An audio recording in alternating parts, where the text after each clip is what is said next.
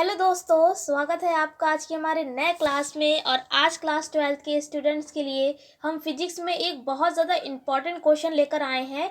और ये आपके एग्ज़ाम में 1 नंबर में क्वेश्चन पूछा जाता है ऑब्जेक्टिव में। कई बार ये एग्ज़ाम में आया हुआ है कि L/R की विमा बताइए या L/R का मात्रक क्या होता है। कई बार अगर आपके पास अनसॉल्व्ड है, मॉडल पेपर है, तो आप उसमें चेक कर सकते हैं, देख सकते हैं कितनी बार ये पूछा गया है। तो आपको ये पता होना चाहिए कि L/R की विमा या मात्रक क्या होता है। तो विमा निकालना तो हम आपको पहले कई क्लासों में सिखा चुके हैं। अगर नहीं आता है आपको तो आप सीख सकते हैं। कई क्लासों में जब हम आपको डेफिनेशन कराए थे तो हम आपको डिटेल में बताए थे कि किस तरीके से आप विमा निकालेंगे, ठीक है। और कई बार आपको ये भी हम बता चुके हैं कि अगर आपको फॉर्मूला याद है, कोई भी फॉर्मूला है आपका, वो अगर आपको याद है तो आप उसकी डेफिनेशन और मात्रक और विमा तीनों ही चीज़ें बहुत ज़्यादा आसान तरीके से लिख सकते हैं बिना रटे हुए, ठीक है। और अगर बात करें हम L/R की विमा, तो इससे पिछले क्लास में हमने इसके बारे में आपको बताया भी था, शायद जब हम आपको स्वप्रेरण गुणांक के बारे में बता रहे थे।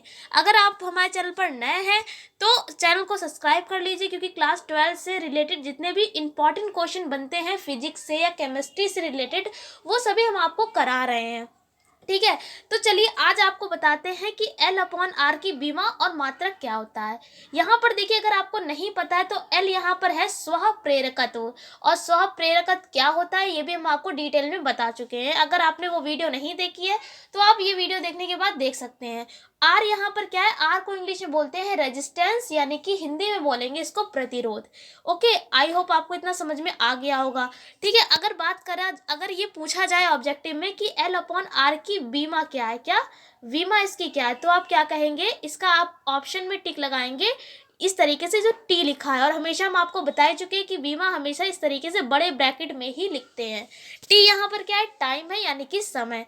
तो यानी कि L/R की बीमा क्या हो जाएगी, टी। और अगर कहा जाए इसका मात्रक बताइए, तो टी फॉर यहाँ पर क्या है, समय। तो समय का मात्रक क्या होता है, सेकेंड, यानी कि L/R के जो मात्रक है वो क्या हो जाएगा, सेकेंड।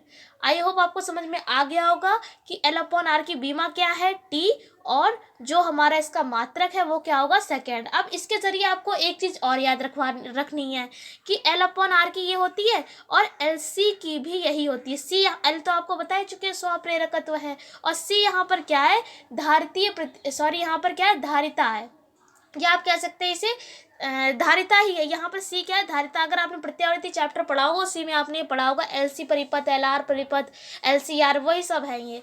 तो LC और L/R इन दोनों की विमा क्या होती है, टी होती है। आप चाहे तो नोट कर सकते हैं कि LC और जो LC और LR की जो विमा है वो क्या होती है, टी, और मात्रक क्या होता है, सेकेंड। आई होप आपको आज का क्लास पसंद आया होगा। अगर आया है तो लाइक कर दीजिएगा, और चैनल पर नए हैं तो सब्सक्राइब कर लीजिए। हम आपसे फिर मिलते हैं एक ऐसी क्लास के साथ। तब तक के लिए जय हिंद, जय भारत।